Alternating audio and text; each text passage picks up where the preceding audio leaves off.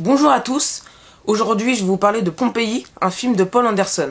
Alors à la base, je suis pas un grand fan de mythologie grecque, de Grèce antique et tout ça, tout ce qui se passe à l'époque des Romains, donc ce film m'intéressait pas.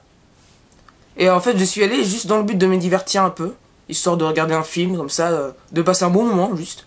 Et finalement j'ai plus aimé que ce que je pensais, mais ça veut pas dire que j'ai aimé, et ni que j'ai détesté.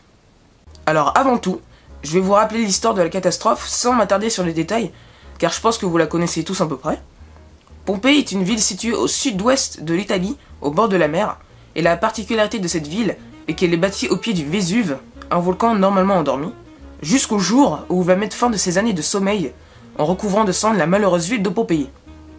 Donc il y eut des milliers de morts, et la cendre a pu en conserver quelques-uns dans leur état antique. Faire une adaptation d'une catastrophe naturelle, si on peut vraiment parler d'une adaptation, est une bonne idée, seulement il ne faut pas se baser que sur les faits réels, en l'occurrence seulement l'éruption, mais il faut aussi inventer, l'imagination.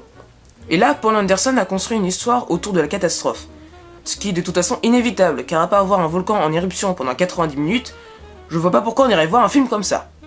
Du coup ça donne ça. Il y a un guerrier très beau et fort, une très belle jeune fille, un autre gars fort, et une autre fille belle, un méchant garçon, non, deux méchants garçons en fait, une ville et un volcan.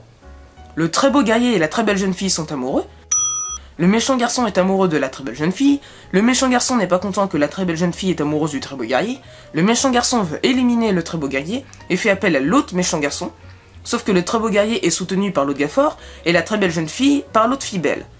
À cause de ces histoires, Monsieur Volcan va régler tous leurs problèmes en anéantissant totalement la ville de Pompéi.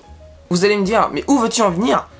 Et ben je veux dire que le scénario du film est basique de chez basique et que ça sert à rien de faire une histoire d'amour difficile, sachant que ce genre d'histoire est du déjà vu dans le cinéma. Et le volcan ne va rien changer du tout. Donc à la limite, pourquoi faire ce film ? Je suis conscient qu'il y a eu de longues recherches pour constituer Pompéi dans tous ses détails, et que de nombreuses maquettes ont été faites, etc. Mais je suis désolé, ce film ne me satisfait pas.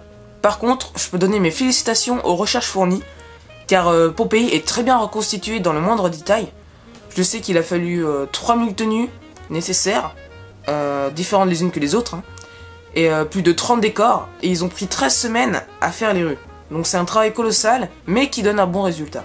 Je peux donner aussi mes félicitations pour les effets spéciaux, parce qu'ils sont très bien réussis, c'est presque un sans faute, mais c'est pas parfait, puisque un film parfait pour moi n'existe pas, du moins encore. Et aussi pour la 3D qui est bien réussie elle aussi. Il y a quelques projectiles qui viennent nous frôler le visage et tout ça.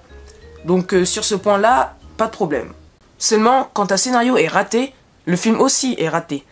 Je veux pas dire que le scénario est raté, mais je le répète encore, le scénario est basique. J'avais prévu la fin depuis la première apparition de la jeune fille et j'ai eu raison. Pareil pour Atticus, je savais ce qu'il allait devenir. Du coup, n'étant déjà pas fan de mythologie ou d'histoire de Grèce antique ou tout ce qui s'est passé durant ces périodes-là, et l'histoire du film étant facile à deviner, je peux pas vraiment conseiller ce film à quelqu'un. Et si on me demande si j'ai aimé, je répondrai par un oui bref, sans rien ajouter derrière. Donc en conclusion, j'ai aimé, mais sans plus. Sur ce, cette vidéo est terminée. Si tu as aimé, tu peux t'abonner à ma chaîne, et on se revoit pour de prochaines vidéos.